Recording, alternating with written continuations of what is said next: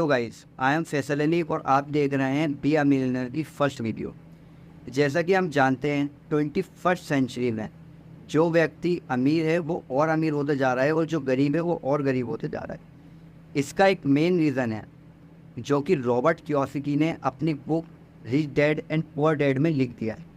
वो रीज़न ये है कि जब एक अमीर आदमी एक इनकम जनरेट करता है तो सबसे पहले वो अपने एसेट बिल्ड करता है, और गरीब आदमी जब इनकम जनरेट करता है तो सबसे पहले वो एक्सपेंसेस बढ़ाता है। अब हम एक एसेट्स का एग्जांपल ले लेते हैं। जैसे कि एक अमीर आदमी इनकम जनरेट करने के बाद एक घर खरीदता है जिसका हर मंथ उसे एक रेंट आता है जो इन फ्यूचर उसके कहीं ना कहीं काम ही आएगा।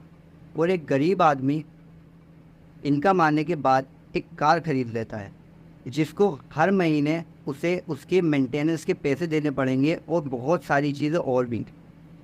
तो सबसे ज़रूरी ये है कि जब भी आपकी इनकम जनरेट हो तो आप एसेट्स बिल्ड करने की सोचें, ना कि एक्सपेंसेस बढ़ाएं। तो दोस्तों, कैसी लगी आपको ये वीडियो? लाइक और कमेंट करके ज़रूर बताएं। और ज़ीरो से मिलियनेयर तक का सफ़र तय करने के लिए मेरे साथ इस चैनल पर जुड़े रहें।